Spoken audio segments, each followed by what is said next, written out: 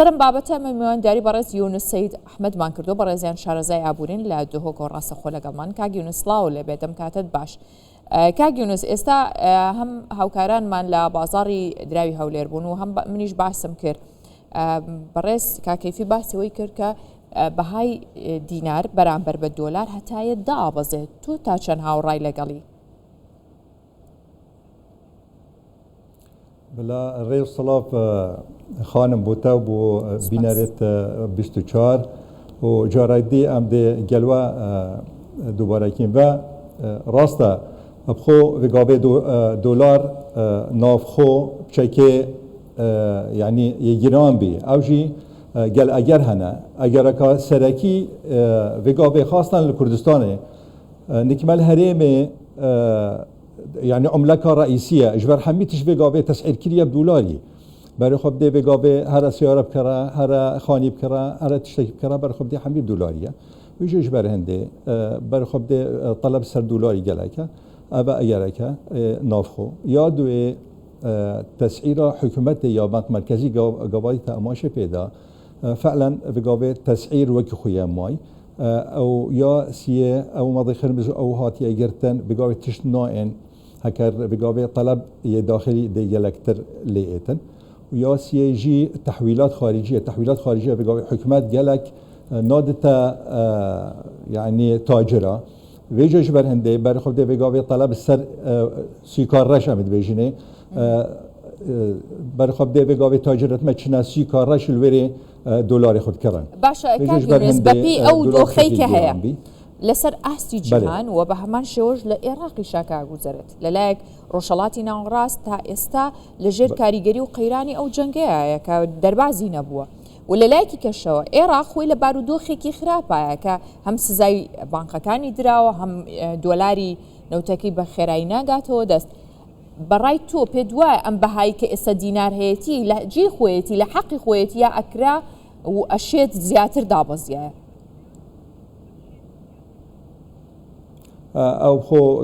ئەو gelek muhîmete amaşe pêda ya bank merkezî fe'len vegavê bank tehwîlat bû tacira rawstand xastan piştî ew nîzam skoda an sistema skoda hate evcihînan ji ber hindê vegavê taciret me hemî neşin bişine banka merkezî bi se'ra resmî wergirin vê ji ber hindê berxwe bidê taciret me yê çûna sîkar reş dikirin ev êkî ya duê jî wekî te amaşe pêda vegavê çend weza daxilî bi çek dext ticaretê tê kirin berê xwe bidê teleb dê ser dolarê zêdetir lê êtin ya siyê jî xelk jî bizanin vegavê dolar gelek bi qîmet ketiye li cîhanê yani vegavê berê xwe bi se'ra dolarê muqabilê umlê dî teqrîben 9 yê çûye 9 û tişt kewate ew ki êsta bi 153 154 hezar baş e ya xirap e vegavê se'ra xwe yê resmî ev ye wergirtî ji ber çê berê hingê berê xwe dê manê eid hat ev cejne înşallah cejnê hemî xelkê me Kurdistanê em pîroz kîn vê ca wextê cejn hat xelk ew parê xwe yê Iraqî hemî kirine kel û pel û tiştê wesa taciret me vê ca ew êt mufred tiştê xwe hemî firotin kirine dînarê Iraqî vegavê dê çawa dîte tacirî manê hemî bi dolarê kirî çit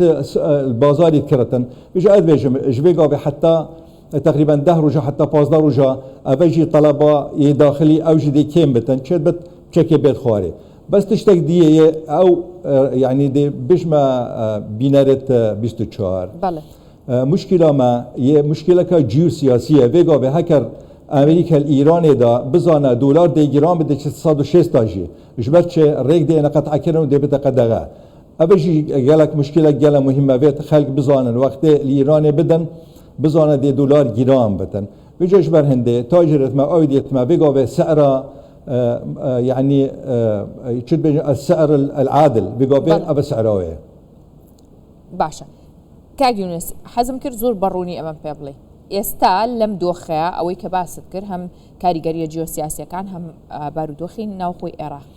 ئەشێت دۆلار لە چه ئاستێکا بێت یان ئەوەی کە ئێستا پێی گەیشتووە تەواوە لەژێر کاریگەری دۆخەکە یان ئەکرا زیاتر بووە من ینی بە وردی ئەمێ بزانم 153 باشە 154 چونکە ئیترەوە دۆخەکە یان ئەگاتە 160 هزار و زیاتر درسته اختنا تگل درسته او خو چیدبت بچتا 160 و 170 آجی او منابت خلق بترسين بشن بارد خوب كنا دولار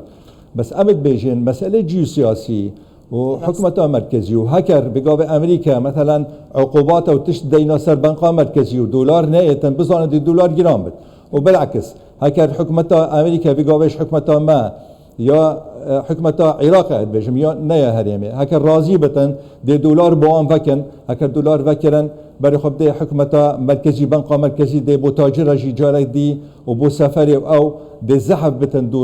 دلار خو هدی ده قیمت ادخار مقابل دیناری اوه ایک یاد ویجی هکر مسئله جوی سیاسی چه بین و عقوبات او چون سر بزانه ده دلار گرام بد ویجا بیشبینی نینه بیشبینی خلک ما او شتن بیشبینی بدتن چوا سحکتا مسئله جوی سیاسی چند تشتي وصل شيء بتن بزانه دي دولار بقيمت كبت مقابل ديناري وبالعكس. بله باشا كاغنوس بفيو ازموني هتا هم لنا بازاري زرنگراني شا بدرفت يزامو برسيارش بكم اگر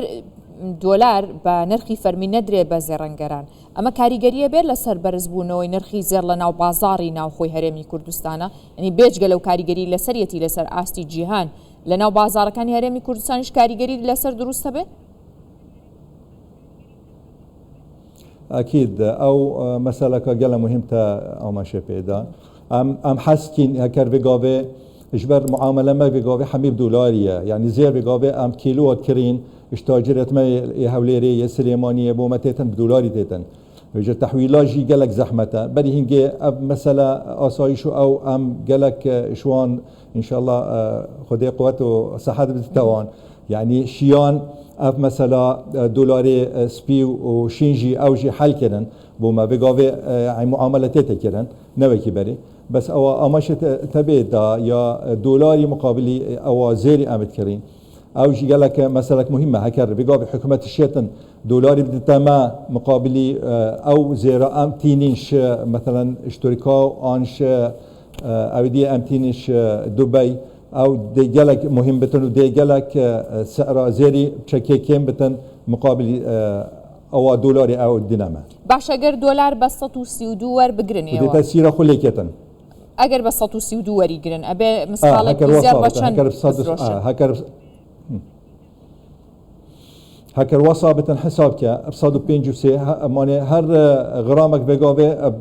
يعني بدولارك وتشتكي دولارك تقريبا بيستحفت دولار وجا هكر وصابة بصادو سيهدوا بدنما تقريبا دي 10,000 شهر غرامي تشتن يعني 50,000 شهر مسقالي دي تشتن دي بشكل ارزان بد راستا باشا پیش بینی بو کی بو نرخی باسی دلار و دینار مان کرد او دیار کس ما امیدمانیه بوی که بهای دینار زور برز بیتو ای پیتوا زیروزی و اگا بکره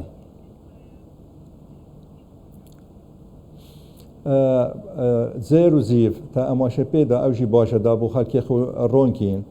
زير وگاوه نوی کی بره مثلا اورو ده کری بشتی 2 روزا ده قازانج کی افتشتا نمای نوی کی بره اجبر چه وگاوه تقریبا ابا هی بکه هر رو ترامپ بیجت ام دی پیک این و ام پیک هاتین بشتی اینگه دی لی ببن ابا دوهی همه دی بوتا يعني بو نمونه دوهی اعلان کرن لبنان دان إسرائيل برخد رأسا إيران قلت أزدي قطع محادثات ومفاوضات قال أمريكا رأسا زير تقريبا صد وتشتك دولار إجدس دا جاء بقى قال تأثير أخو الزيري أو بيجا شو بيجبيني أو نينا بيقابي يادو يجي أدبيش ما خلكي أخو أو دبيت بكرة بيقابي مثلا زيبا أنزيرا على المدى الطويل مدى المتوسط يعني شدبت حتى هيبا هشت نه دیزی جاری دی گیران بتن جبر چه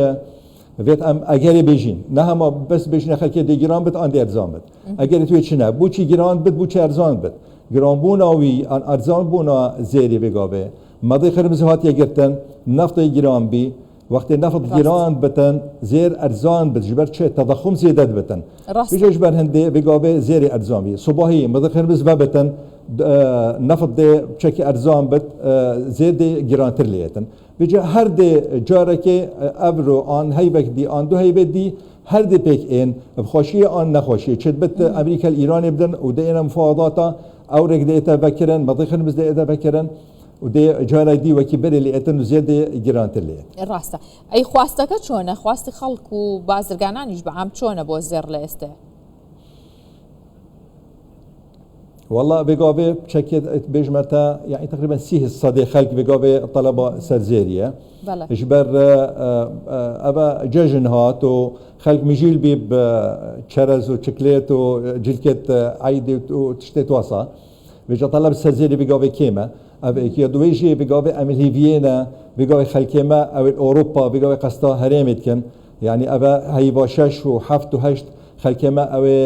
يهرمي أو أوروبا قصدا هرمت كن بجا وقتين هدية وزير وأودي إن شاء الله موسمة وأم خيراتنا حميات كن إن شاء الله كاك يونس با دوين برسيارة لب كم سبارت بو خلقاني كلنا وبازار معاملة كان با 8 ليرة زياتر بو بتمني إيرانيو تو بيان الله يتشي بهم خوشة زور جار من أو كساني كشار زايكي طواو يعني بأزمونن قسان لي ورقرم بو بينركانم بويكا هم هۆشداریەک بێ هەم ئاگاداریەک بێ بۆیان کە تا چەند ڕیسک بەو سامانیانەوە بکەن کە ئەیخەنە ناو مامەڵەی تمەنی ئێرانی و یان بەهای دراوێکی دیکە ئەو لیرەی سووری و ئەو بابەتانە ئەس دێ بژمە خەلکی خۆ ئەو تاماشە پێدا ئەت بژمە خەلکی خۆ ئەڤە مجازەفەیە گوتن لیرە سووری دێ گەلە گیران بت وەختێ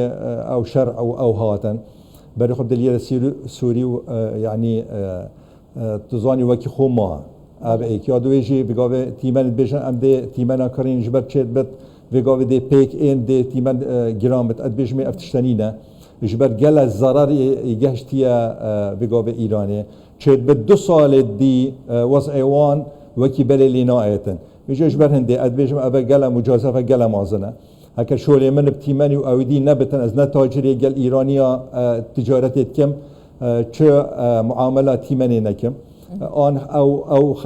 أو بورصة شت معاملة بكتن شت إدارة خو بكتن روجانة بس أدبيج ما خلكي خو أو إنما محتاج تيماني آن ليرة سوري بلا نكرته مجازفة نكت زور باشا دست خوش كاك يونس سيد أحمد شارزاي عبوري لا دهوكا ولا قلمان بيسباس بو إيوه